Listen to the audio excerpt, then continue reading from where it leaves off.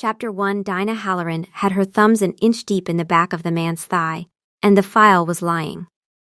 The file said grade 2. Okay, she said. Tell me when it hurts. It doesn't. It's going to. She found the spot the scan had circled in angry red, mid-belly of the biceps femoris, the kind of tear that put a man in a moon boot for 3 weeks and on the bench for 6, and she pressed until her own wrists ached, and Barrett Locke lay there on her table with his chin on his folded arms and looked at her over his shoulder like she was telling him a mildly interesting story about someone else's leg. Still nothing? Still nothing. 4 days. The memory was dated 4 days ago. Ordered, she'd noticed, by her predecessor in his final unraveling weeks. A man scanning a player he could no longer explain, and then sitting at his desk unable to write down what the scan showed. She had read it on the train this morning, her first morning, the new physio's careful homework, and she had built an entire week's rehab plan around it. Isometrics, then eccentrics, then the slow, careful ladder back to sprinting. And now she was needing a leg that had, as far as her hands could tell, never been injured in its life. The previous physio was incompetent, she told herself. That's the answer. That's the boring, correct answer. He mislabeled a scan. People mislabel scans. Except she had the scan up on the wall monitor, and it was Barrett Locke's name on it, and Barrett Locke's distinctive little congenital notch in the femur, and the tear was right there in grayscale, and underneath her hands there was a hamstring like a new rope. You're frowning, he said. I frown professionally. It's a good frown, very thorough. Mr. Locke. Barrett, Mr. Locke. She sat back on her heels.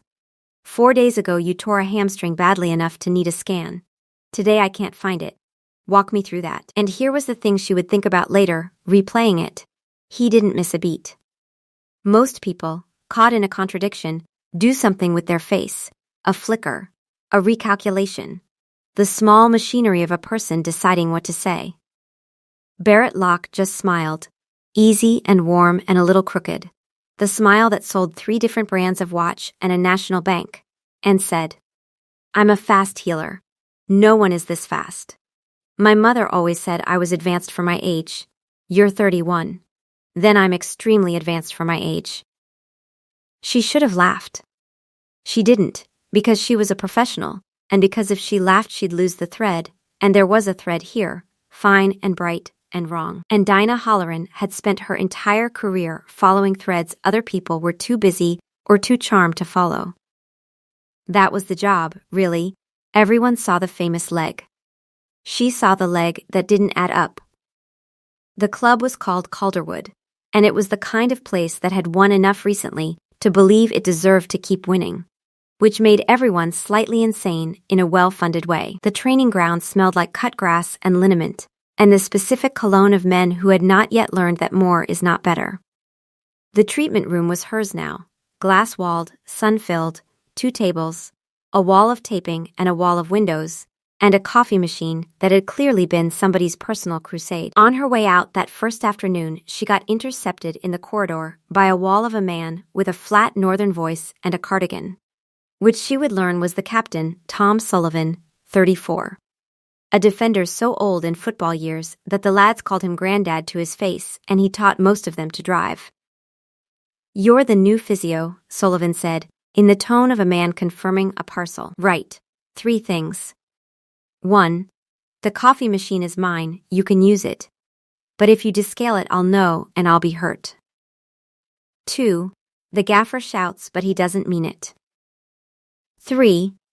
He lowered his voice to the volume of a man who believed he was being discreet and was not. Keep an eye on the lad. Locke, he'll tell you he's fine. He's always fine. He's the most fine man I've ever met, and it's not natural, a person being that fine, so when he tells you he's fine, that's when you check. Why are you telling me this? Because the last physio stopped checking, Sullivan said, and then he stopped sleeping, and then he stopped working here. Locke does something to physios. I don't know what it is. I've played next to him 11 years, and I'd take a bullet for him, and I could not tell you one true thing about him that isn't on a shirt. You'll see. He patted her shoulder with a hand like a catcher's mitt. Mind the coffee machine, love. Dinah filed all of this.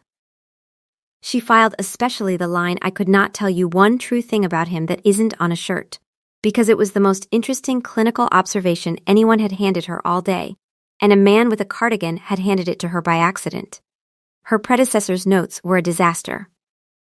Half finished, Locke appeared more than any other name, and next to Locke, again and again, in a hand that got shakier as the months went on, the same 3 letters. N.A. Not no issue. Not cleared. N.A.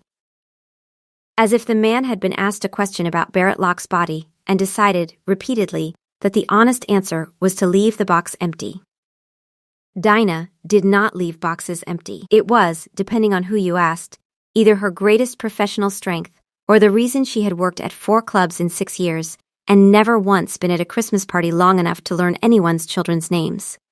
She fixed the thing. She fixed it completely, she documented it completely, and then somehow, every time, it was the right moment to move on. A better offer. A restructure. A quiet sense that the work was done and she was, once again, the last to leave a room she'd made better, and was not, in the end, part of. She was very good at the work. The work loved her back. People were a different ledger. She opened a new file. She typed Locke, B, intake. Then she sat and looked at the 4-day hamstring on the wall and the rope new leg in her memory. And she did the thing she always did. The thing that had never once let her down and had never once made her happy. She started keeping track. What Barrett knew, the day the new physio pressed 2 thumbs into a tear that wasn't there and frowned at it instead of writing N.A. and walking on, was that he was in trouble. Not probe trouble.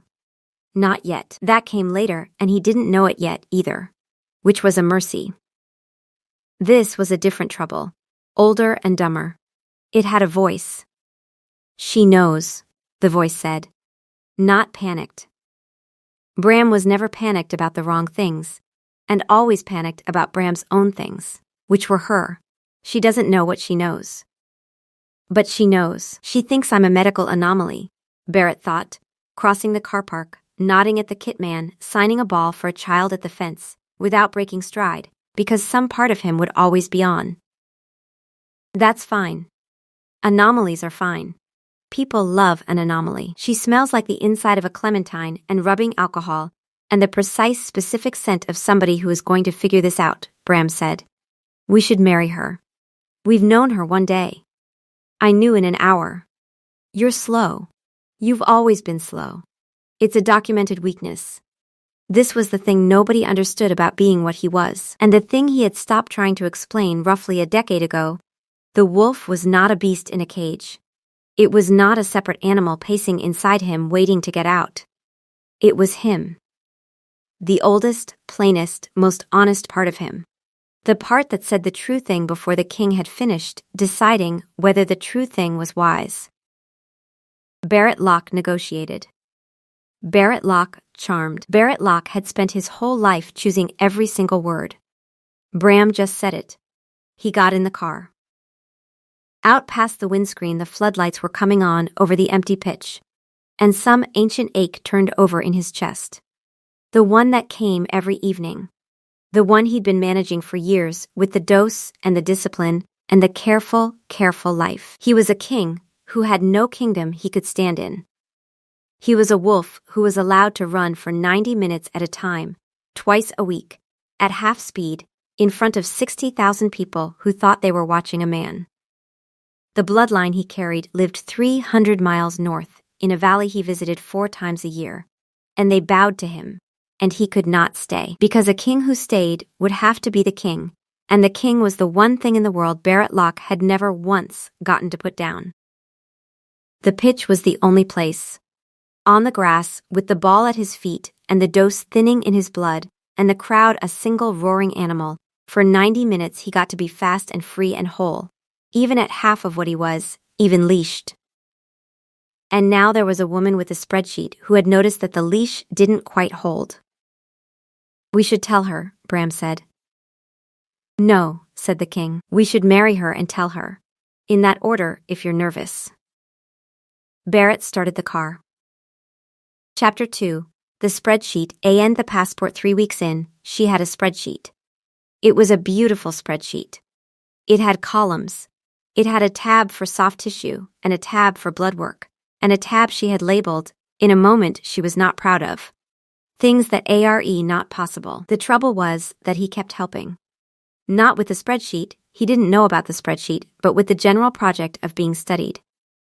He came to the treatment room when he didn't need to. He came with a sore shoulder that wasn't sore. A tight calf that wasn't tight. A hangnail once. An actual hangnail. Sitting up on her table with his whole magnificent leashed bulk and presenting a hangnail to a chartered physiotherapist with the grave expression of a man bringing a war wound. That's a hangnail. It's been bothering me. Emotionally? Profoundly, he held the hand out further. I think you should look at it for a long time. Diagnostically, get off my table. You've redecorated. Is that a new chart of the foot? I love the foot. So many bones for one part. He was not getting off the table. 26 bones. Did you know that? In one foot. I'm a physio, Barrett, of course she stopped. You looked that up. I looked that up, he agreed, with no shame whatsoever. And there it was. The thing she was beginning to find ruinous. A man who could have any conversation in the world had memorized the bones of the foot so that he'd have something to say to her, and was completely unembarrassed to be caught at it. Because the catching was the point. He's flirting with you, said the rational part of her brain. Document it under other and move on.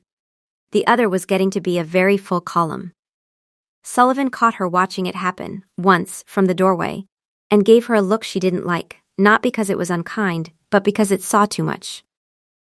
He's like that with you, Sullivan observed. He's like that with everyone. It's his whole job to be like that with everyone. No. Sullivan came in, sat heavily on the empty table, made it creak. That's the watch one. The one for the cameras. This is a different one. He frowned, working at it, a slow, careful man chewing a thought he didn't have words for. He's been here 11 years and I've never once seen him want anything. Not a trophy, not the armband, not anything. He turns it all off, like, fine, lovely. Doesn't matter. And then you turn up and start frowning at his leg, and now he's reading about feet. He shook his head. I've known that lad longer than his own mother's seen him. I don't know one true thing about him. And here you are 6 days in, with a spreadsheet. He nodded at her screen, which she shut, too late. And a spreadsheet. Love. You're the first person who ever wanted to know him more than they wanted to like him. He's noticed. Trust me. He's noticed. That's a lot to get from a hangnail. I'm old, said Sullivan, standing, and I notice things. It's all I've got left, the noticing. Pace is gone. He paused at the door. If you hurt him, I'll be sad. If he hurts you, I'll be cross. And you do not want me cross. I'm enormous, and I cry. Mind the coffee machine. Dinah sat in the bright room with her spreadsheet shut and Sullivan's accidental clinical observations stacking up like a differential diagnosis she did not want to complete. The first person who ever wanted to know him more than they wanted to like him.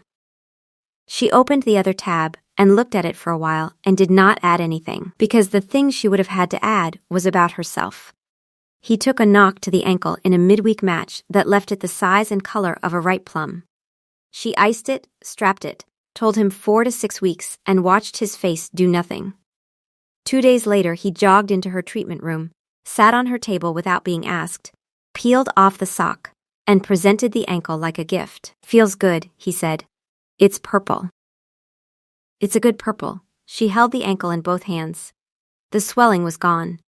The bruise was already that washed-out yellow-green of a bruise on its way out the door, the bruise of a week ago, not a bruise of 2 days. Under the skin, the joint moved clean and true. She looked up at him. He looked back at her, and for 1/2 of 1 second. She would have missed it if she didn't watch bodies for a living. Something passed across his eyes. A change of light. A warmth in the iris, gold where there should have been gray-green. There and gone, like the sun catching a window across a valley, and then the cloud moving back. She blinked. Gray-green eyes. A tired, charming, slightly too amused face. You're doing it again, he said softly. Doing what? The frown. There's a lot to frown about. She set the ankle down with great care, the way you set down something you've decided to take seriously. You heal like nothing I have ever treated. I eat a lot of leafy greens. Barrett, it was the first time she'd used his first name. She watched it land on him. She watched him decide to enjoy it instead of address it. Say that again, he said. That's not a treatment plan. No, he agreed. It's much better than a treatment plan. She kicked him off the table. She had work to do, and the work, blessedly, did not have a heart that did undisciplined things, and she could hide in it, and she did. The letter came on a Tuesday, which Dinah would later decide was on brand for the worst things, since nothing good had ever happened to her on a Tuesday. It came to the medical director, technically, but the medical director was a sweet, overwhelmed man named Gareth who broke out in hives at the word compliance, so it came, functionally, to her. She read it twice standing up, and then sat down to read it a third time. Athlete biological passport, atypical finding, formal review. She knew what the passport was. Every elite athlete had one, not a drug test, a pattern, years of blood values plotted on a curve, so that anything outside the expected range stood out. You couldn't beat it by timing a dose. It wasn't looking for a drug. It was looking for a body that didn't behave like a body. And the thing about it, the thing she knew that most people didn't, was that it needed clean data to work. A regular, complete, properly logged series of draws. Give it gaps and irregular samples and half-finished panels, and it couldn't resolve anything. It just shrugged and waited for better numbers.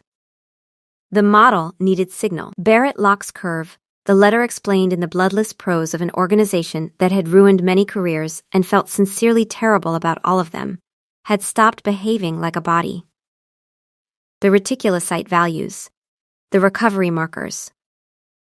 The way his blood rebuilt itself after exertion at a rate the panel's 3 independent experts had, after much deliberation, described with the single, most chilling word in sports medicine. Inexplicable. A reviewer was being assigned. The reviewer's name was Dr. Cole Maddox. Dinah put the letter down. She put it face down, which she recognized, even as she did it, as the act of a coward, and she sat in her sunny glass room and felt the specific cold that comes when a problem you have been treating as a fascinating private puzzle turns out to be a loaded thing pointed at a person you have started, against your professional judgment, to like. Because here was what the letter meant, stripped of its prose, someone official had now written down, in a file that did not go away, that Barrett-Locke's body was impossible. And she knew, with the cold, clean certainty of a person who has just understood exactly what she has done, why now? Why year 11, and not year 1? She pulled up the old draws, her predecessors, and the man's before him, and there it was, the answer, sitting in the gaps. Irregular samples. Months skipped. Panels half-run and abandoned. N.A. For 11 years, Barrett-Locke had been protected by the sheer incompetence of the records kept on him. The passport had never once had a series clean enough to be sure of anything, so it had shrugged, and waited, and let him be. And then she had arrived. And she had done it properly. Complete panels, regular draws, every box filled, on schedule, for the first time in his entire career, the best longitudinal dataset a wolf had ever accidentally handed an algorithm built to catch him. She'd given it signal. She'd given it the cleanest, most thorough, most beautiful set of numbers it had ever seen. She had exposed him by being good at her job. And she had a spreadsheet that said the same thing. In more detail. With a tab. Dr. Maddox, said Dr. Maddox, shaking her hand the next morning. And please, just Cole. I find titles slow everything down, and I'd hate to slow us down. He was not what she expected. She had expected a bureaucrat. Cole Maddox was a lean, courteous, devastatingly calm man of about 50, with the eyes of someone who had once believed something and been proven right at great personal cost. He declined coffee. He declined the chair Gareth offered, and then took a different chair, a worse one. As if comfort were a thing he'd given up for Lent and never resumed. You've been here 5 weeks, he said, so none of this is yours. I want to say that plainly, Miss Halloran, before we start. You inherited a mess. I'm not here for you. That's reassuring. It isn't, really, he said, not unkindly. It just means I'm here for him. Which is worse. People like him. She studied him. You say that like it's evidence. It's not evidence, it's weather. He folded his hands. 11 years ago, I cleared a young runner whose values were a little strange. Lovely boy. Everyone adored him. I let the adoration do my thinking for me, and I signed the form, and 14 months later he was dead on a hotel floor. Because the thing making his values strange was killing him, and I was the one professional standing between him and the truth, and I chose to be liked. He said all of this in the level, pleasant tone of a man reading out a train timetable. So, I'm aware Mr. Locke is charming. I'm aware everyone in this building would take a bullet for him. I find I am no longer able to find charm reassuring. I hope you'll forgive me. There was nothing to say to that. She didn't try. I'd like your records, he said. All of them. Especially yours. You strike me as thorough. I am. Yes, said Cole Maddox, looking at her with something that was almost warmth, and much more dangerous than warmth. I rather thought you might be. That's the trouble with thorough people, Miss Halloran, we always leave a trail. He left. She sat with her face-down letter and her beautiful, beautiful spreadsheet, and for the first time in her career she understood, with total clarity, exactly how much harm a complete and accurate record could do to a person she did not want to harm. Chapter 3. The true thing you've gone quiet on me, Barrett said. He was on her table again. A genuine knock this time. A stud down the calf. 4 stitches she'd put in herself, and which would, she now knew, be gone by Friday like dew. It was 9 in the evening. Everyone else had left. The floodlights were off, and the glass room was an island of lamplight, and she was crouched over his leg with a needle driver in her hand and a man's life in her spreadsheet, and she had been silent for 11 minutes. I'm concentrating. You concentrate out loud usually. You mutter. It's charming. I do not mutter. You called my tibia a drama queen on Monday. Your tibia is a drama queen. She tied off the last stitch. She did not let go of his leg. She found, holding it, that she did not want to be the one to start the sentence, because once she started it, she could not unstart it. There's a review, she said. He went still. The good stillness, the wrong stillness. The biological passport flagged you. Recovery markers. There's a reviewer. His name is Cole Maddox, and he is the most dangerous man I have ever met, and he is very, very good at his job. And he wants my records. And Barrett, she made herself look up. My records are going to bury you. For a long moment he didn't say anything. The lamp hummed. Somewhere in the building a vacuum cleaner ran and stopped. Then he said, lightly, how buried are we talking? You heal a grade 2 tear in 4 days. I have it logged.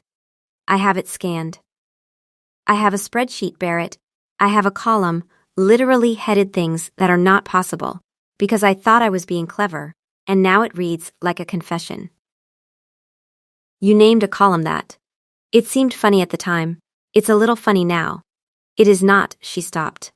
He was smiling at her. Not the watch advert smile. A smaller one, crooked, tired, real. The one she'd been collecting without admitting she was collecting them, the one that appeared only when no one was watching but her. It is a little funny now, she conceded. Stop it. This man has a dead runner he carries around like a stone, and he is going to take you apart, and I am going to be the one who handed him the wrench. And Barrett Locke looked at her, at her ink-stained hands still cupped around his stitched calf, at her furious, frightened face in the lamplight, at the woman who had built an entire spreadsheet trying to understand him before she'd even decided to like him, and something he had kept on a very short, very careful leash for a very long time slipped its collar. Tell her, said Bram, and for once the wolf was not smug. For once it was quiet, and certain, and almost gentle. She's scared. Not of you. For you. Tell her. Dinah, he said. Lock the door. She locked the door. Afterward she could never describe it to her own satisfaction, and she was a woman who described things for a living. The closest she got was this. He stood up off her table, and he rolled his shoulders once, the way he did before a match. And he looked at her with an apology already in his face for what he was about to do to her understanding of the world. And then his eyes went gold. Not the half-second flicker. All the way. A deep, lit, animal gold, holding, staying, while his face stayed his face. And the air in the room changed the way air changes before a storm. And Dinah Halloran, who did not believe in anything she could not palpate, took one step back into the taping cabinet and knocked a box of pre-wrap onto the floor and did not notice. "I'm not going to shift all the way," he said, and his voice had dropped, half an octave, gravel under it. "It wrecks the room, and I'd have to explain the lack of trousers. I just need you to see the eyes. So you know I'm not lying to you. I've been lying to everyone for 31 years, and I find I can't do it to you anymore. It's been making me sick." "What are you?" she said. It came out a whisper. "A wolf," he said simply. "We're real. There aren't many of us, and we're very good at not being seen." He stopped. The gold held. This is the part that sounds insane. More insane than the eyes. Marginally, a breath. My people call me an alpha king. The bloodline answers to me. There are about 200 of us in a valley up north, and 4 times a year I go and stand in a hall, and they bow, and I tell them everything's fine, and then I leave. Because I can't carry it where they can see, so I carry it here. As him. As the number 9. And the pitch is the only place I've ever been able to put it down, even for 90 minutes. Even at half, I take a suppressant before matches. It throttles me back to human. So I never have an edge. I have never once in my career been faster or stronger than the man marking me. Because I won't be.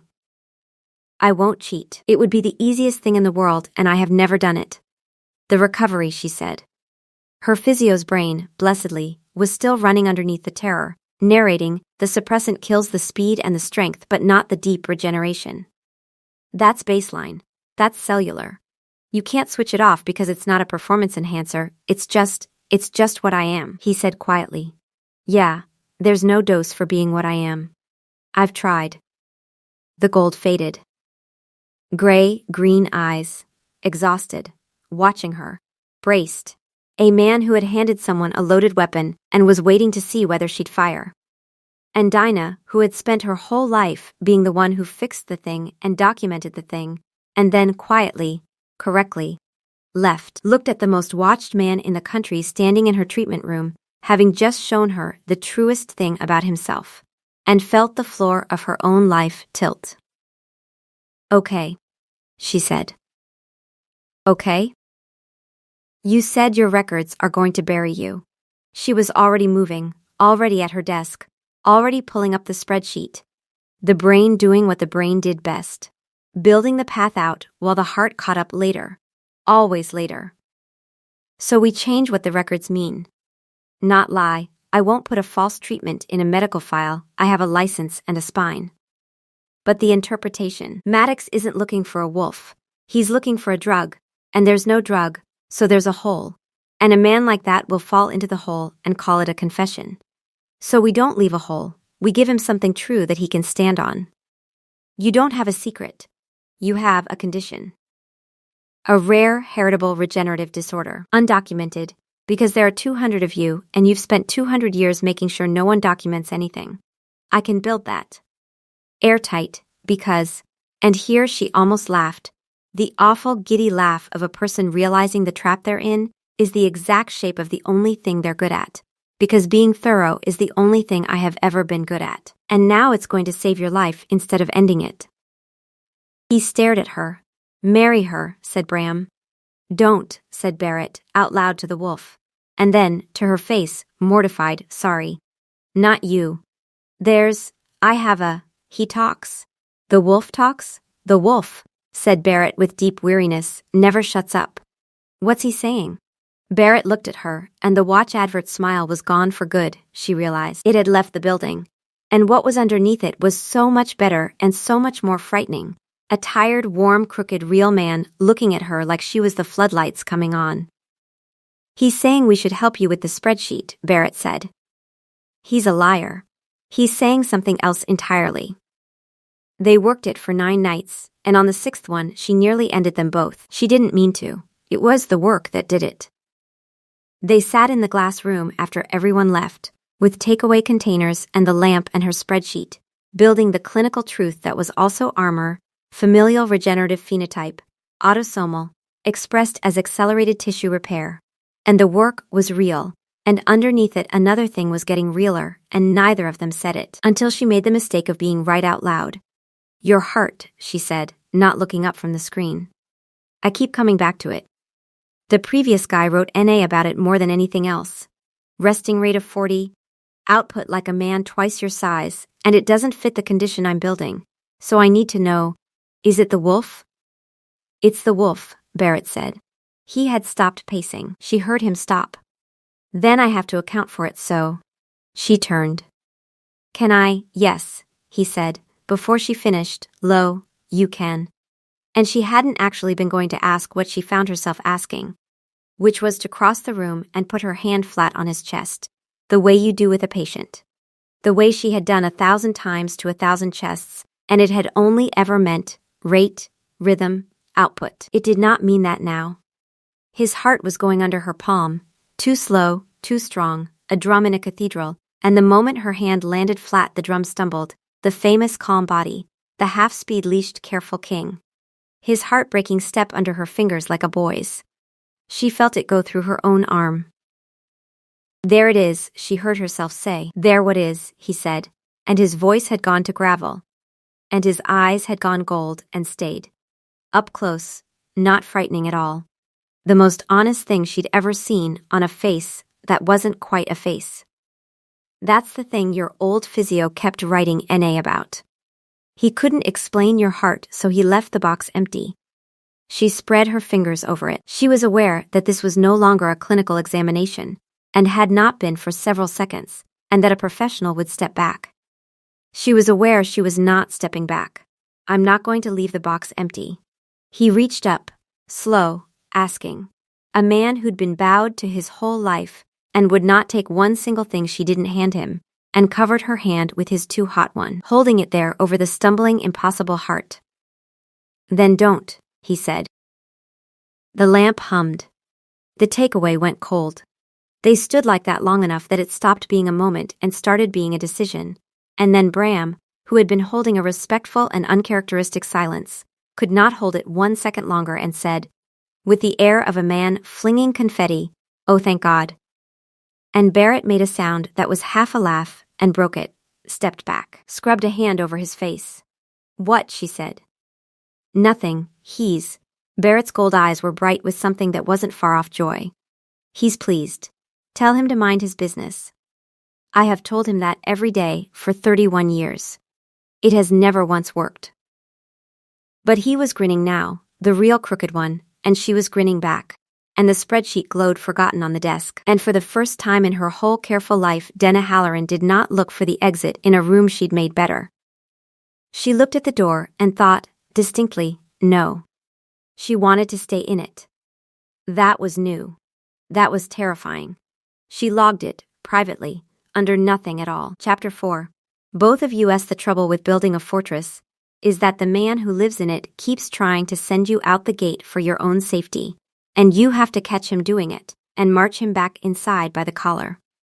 She caught him on the morning Maddox scheduled the formal interviews, separate rooms, both their licenses in play. When Barrett walked into her glass room with the careful king's face on, the managed one, the one she could now read like a chart, and opened his mouth to be noble.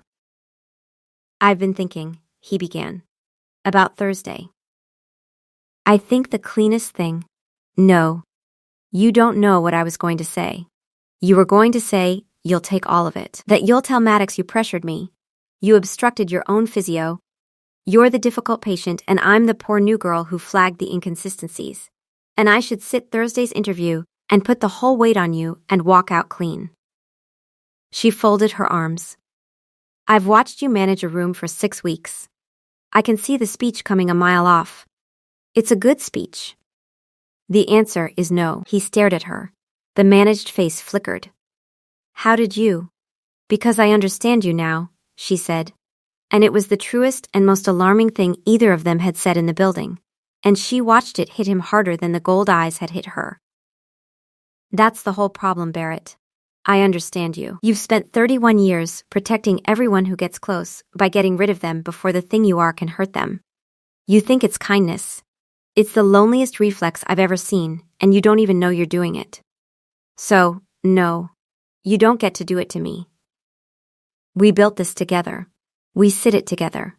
For a moment he didn't move. Then the king came off his face like a coat, and what was under it just looked at her, undefended, a little wrecked. You'd lose your license, he said quietly, if this goes wrong. Your name. You'd lose everything you're good at, the only thing you've ever let yourself have. And you'd lose this, she said, gesturing at the window, the empty pitch, the floodlight pylons, the one place you ever got to run. And you'd have to vanish to a valley and be king forever and never be a person again. We both lose everything. So we'd better not lose. She held his gaze. Together, say it. Say it, you idiot king, said Bram, with feeling. Together, Barrett said, and the word came out of him like something he'd never been allowed to say in his life. And Bram, somewhere in the warm dark of him, sat down and put his head on his paws and was, for once, completely content. They were good together. That was the thing neither of them had expected, not the longing, which they'd both braced for, but the competence. Two careful, clever, guarded people pooling their guardedness and finding it was twice as good shared. She drilled him for the interview like a Viva. He was a catastrophe. They'll ask when you first noticed the rapid healing, she said. Go, childhood? You can't say childhood, you've never seen a doctor, there's no record of childhood, you have to have noticed it recently as a layperson notices a quirk. I noticed it recently, Barrett said obediently, as a layperson. Say it like a person, and not like a hostage. I sometimes get better quite fast. He spread his hands. I assumed everyone did. Everyone does not regrow a hamstring in 4 days, Barrett, you absolute. She stopped. Caught it. Okay. That's actually good. That's perfect. I assumed it was normal. A man who's never compared his body to anyone's because he's never let anyone close enough to compare. That's true, and it's deflecting, and it's exactly what an undiagnosed man would say. Do that. Do the thing where you say a true thing to avoid a truer one. You're a genius at it, it's your worst quality, weaponize it. You're enjoying this. I'm enjoying you, she said. And then heard herself, and went pink and looked back at her notes very fast. Shut up. Next question. He was not going to shut up. He was glowing. But Bram, mercifully, took the line for him, delivered in the privacy of his own skull, with the smugness of a creature vindicated across decades. She's enjoying us. I'm putting it in the file, right next to slow. Sullivan found out about the probe the way the whole squad found out. A leaked line in a paper, Calderwood Star in Doping Review, and the squad's response taught Dina something about found family she had spent 6 years at 4 clubs, never once staying long enough to learn. They closed ranks like a fist. Nobody asked Barrett if he'd done it. Sullivan stood up in the changing room and said, in the flat northern voice of a man who has decided a thing and will not be moved. Right. Anyone wants to talk to the lad about this review, you talk to me first, and I'll be honest, I don't fancy your chances, I'm enormous. And that was the entire team meeting. And then a left-back put a protein bar on Barrett's peg without saying anything. Which Dinah would later understand was, in the grammar of footballers, an enormous declaration of love. Barrett stood in the middle of it, looking like a man being handed something he didn't have the receipt for. They don't know one true thing about me, he said to her after. Low, wondering. Sullivan said it himself, day 1. Not one true thing. And they'd go to war for me anyway. That's not despite not knowing you, Dinah said. Barrett, that is knowing you. You've been their captain in everything but the armband for 11 years, and you let them love the shirt because you thought that was all that was safe. But they're not loving the shirt. Sullivan reads about feet too. He just calls it minding the lad. She watched it land. You've had a pack this whole time. You just kept telling yourself you were alone in it, because alone is the only way you knew how to be a king. He looked at her for a long time. You did that in 4 sentences, he said. I'm thorough. Marry her, said Bram, very quietly, like a prayer. The dark came the night before the interviews, and it came the way real fear comes. Not as a betrayal, but as a fact. Maddox had everything he needed. He'd called Dinah that afternoon, courteous as ever, to tell her. A professional courtesy, he said. Because he respected her. Which was the most frightening sentence available to him. That he'd reviewed her records and her clinical explanation was, he had to admit, magnificent. Internally consistent. Honestly cited, the work of a serious mind. Which is exactly the problem, he'd said, gently, down the line. 2 years broke your predecessor and produced nothing. You produced certainty in 5 weeks. People don't do that about a true mystery, Miss Halloran. They do it about a cover. I'm going to ask you tomorrow, under your registration, whether you built that explanation because the evidence led you there, or because a man you'd started to care about needed it to exist. And I think you're too honest to lie to me. That's not a threat. It's the opposite. I'm warning you, because I like you, and because I have done the other thing, the looking away. And I will not do it again, not even for someone I like. Good night. She sat in the dark glass room and told Barrett all of it. And for one terrible breath, she watched the old reflex rise in him again, the gold coming up hard, the shoulders setting, the king reaching for the noble exit. Let me take it. Let me send you out the gate. And she didn't even let it finish forming. She crossed the room and took his face in both hands. Don't, she said. I can see it. Don't you dare manage me out of this room to keep me safe. I am not safe. Neither are you. That's the deal now. That's what together costs. And I would rather lose everything in this room with you than keep it all out there without you. And if you make that face one more time, I will get the spreadsheet and read you the other tab. And I will be thorough. His hands came up over hers. The gold held. He pressed his forehead to hers in the dark, and the cathedral heart was hammering now, fast, undisguised, and he breathed her in, clementine, alcohol, the specific scent of the one person who'd ever followed the thread all the way to him and refused, point blank, to leave when the work was done. There's a part where my kind seal it, he said, rough, against her mouth. It's not a kiss. It's more than that. I'm not doing it now, not in the dark, not afraid, not the night before we might lose everything.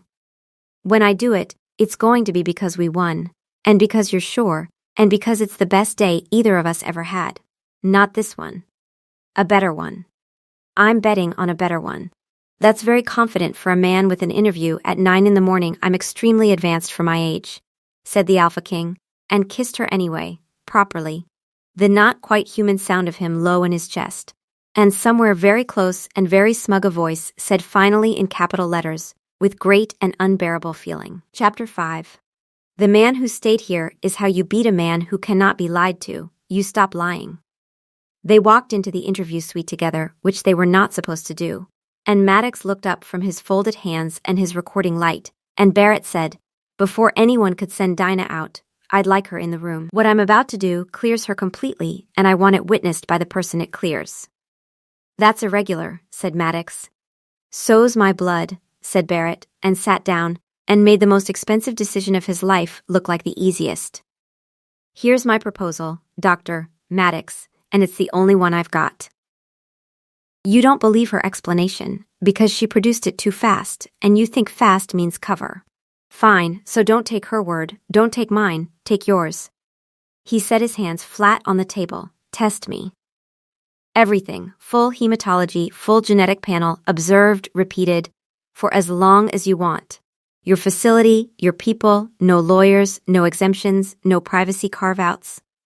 I'll be the most thoroughly examined athlete in the history of the sport. And when you're done, you'll have certainty you built, instead of certainty she handed you. And her name will be nowhere near it, because it'll be yours. You'll have done the opposite of the thing you did 11 years ago. You'll have looked all the way. The room was very quiet. Maddox's careful eyes moved over him, recalculating. The way Dinah's had that first morning over a hamstring that wasn't there.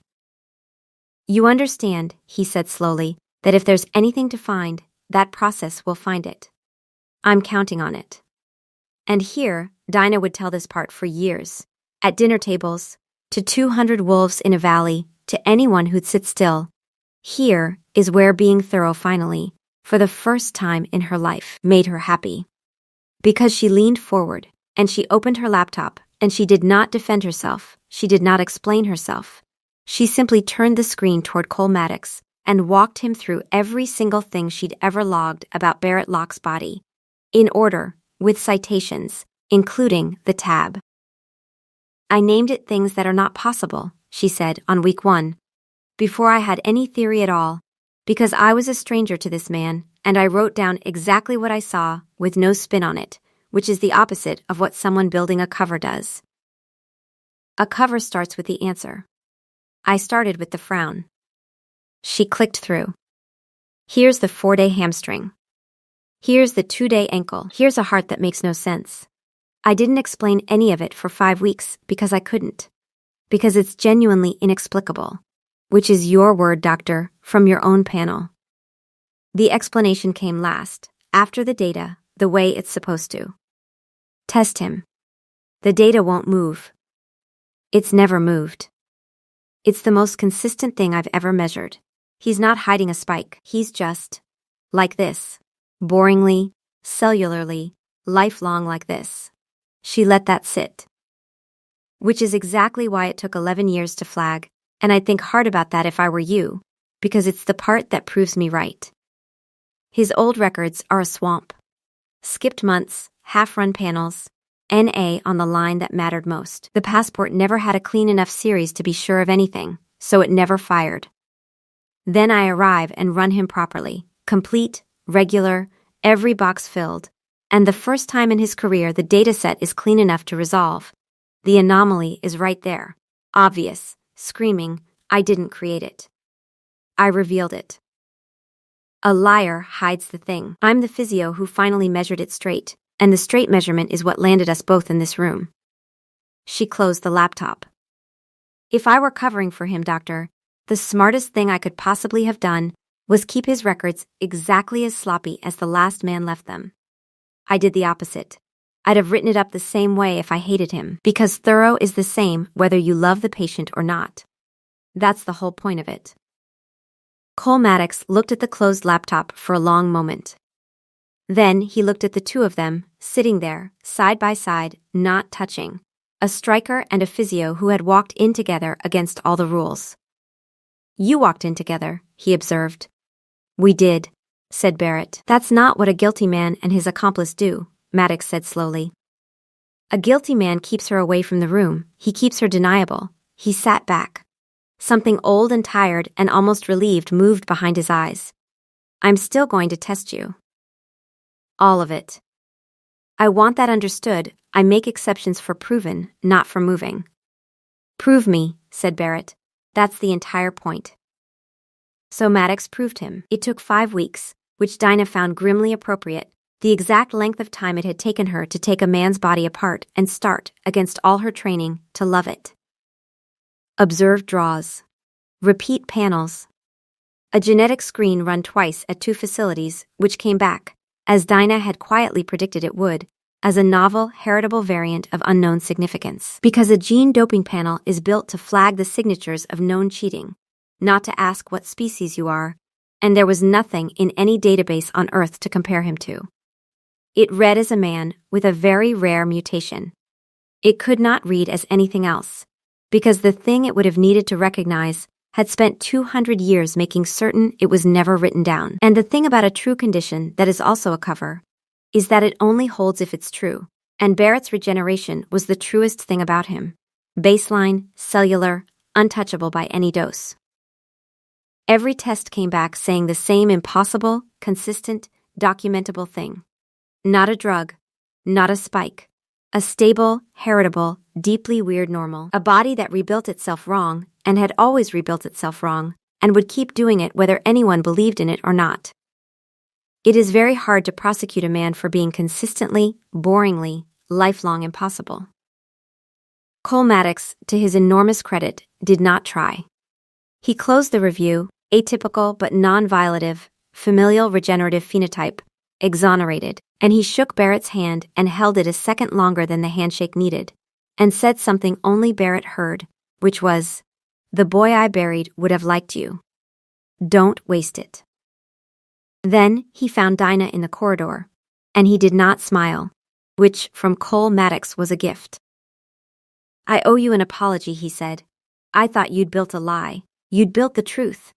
I couldn't tell the difference, because the truth about that man is genuinely unbelievable, and that's a failure of my imagination, not your integrity." He paused. "He retired this morning. Did you know? Announced it an hour ago. End of season." She had not known. Something opened in her chest. "He was cleared," Maddox said, watching her. "He could have played 5 more years. Men don't walk away from the thing that lets them run, Miss Halloran, not unless they've found somewhere else to put it down." He inclined his head, the zealot at rest. The thread followed all the way to a good end for once. "He's in your room. He's been pacing in it for 40 minutes. The kit man's taking bets." He was pacing. Of course he was pacing. The king out, big and contained, filling her glass room with the floodlights coming on gold outside, and he stopped the moment she opened the door and turned. And for once he didn't have a single chosen word ready, the negotiator gone, the charm gone. Just a tired, hopeful man, who'd handed a stranger his whole life, and walked away from his career in the same season, and looked, somehow, 10 years lighter for both. "You retired," she said.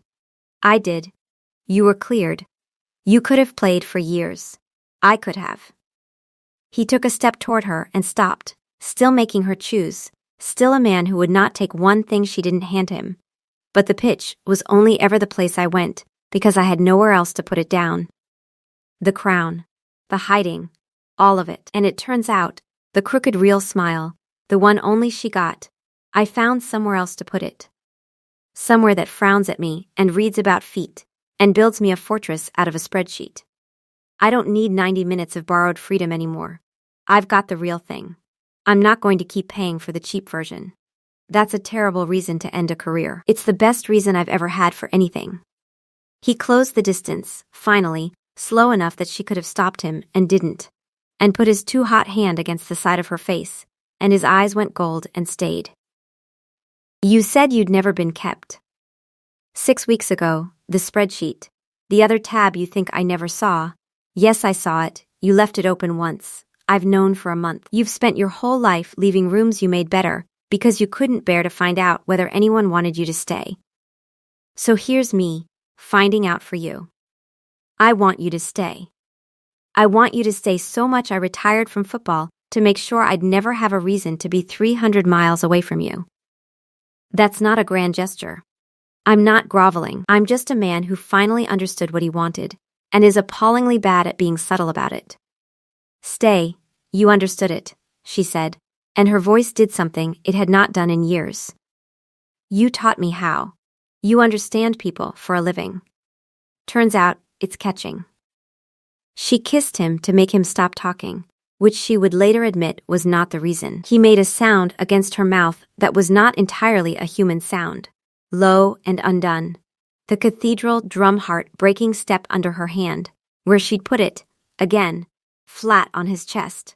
And the warmth that came up between them was the warmth she'd been logging under other for 6 weeks and never once let herself feel. When she pulled back, his forehead came down to hers, gold eyes closed. "It's a better day," he said roughly. "I told you I was betting on one. We won, you're sure. It's the best day either of us has ever had." His thumb traced the curve of her neck and shoulder, light, asking, "May I?" "The part where your kind seal it. The part where my kind seal it. It lasts.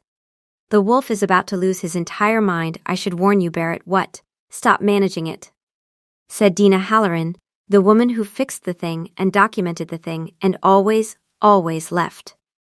Who was not leaving, who was, at long and impossible last, being kept. So he stopped managing it. And the king, who had carried a thing alone for 31 years, set it down in the one place that turned out to be home, and marked her in the gold lamplight of a sunny glass room on the best day either of them had ever had, with her hand spread flat over his stumbling, impossible, finally unhidden heart. Bram did, in fact, lose his entire mind. It was the happiest he had ever been. Epilogue: The valley up north has a hall, and 4 times a year a man stands in it and 200 people bow. And for 11 years that man told them everything was fine and left as fast as he could. This year he didn't leave. He brought someone, a human, which caused a stir, and a physio, which caused a bigger one, and she ran a clinic out of the old pack house within a month, because 200 wolves with no documented medical history was, in her professional opinion, an outrage. And she had a spreadsheet now with 200 tabs, and she had never in her life been happier. Sullivan visits. He still doesn't know one true thing about Barrett that isn't on a shirt, and he never will, and he comes up twice a year anyway with a flat northern face and a cardigan and an opinion about the coffee, and he calls the alpha king of an entire bloodline the lad, and the alpha king of an entire bloodline lets him, because Sullivan was right on day 1. When this one tells you he's fine, that's when you check, and somebody had finally checked. In the evenings, when the dose was a thing of the past and there was no match to throttle himself for, and no camera within 300 miles, Barrett Locke went out into the cold valley dark and ran flat out, unleashed, full, the way he hadn't run since he was a boy, fast and free and whole, no half speed, no careful, no crown he had to hold up where anyone could see. And every single time, somewhere in the dark behind him, going as fast as her human legs would carry her and laughing, came the one person who'd ever followed the thread all the way to the end of him and decided to stay. Home, said Bram, every time, with enormous and unbearable satisfaction. Told you. Slow, but you got there. Home. He was. He kept her, and she let herself be kept, and the boxes, every single one of them, got filled in at last.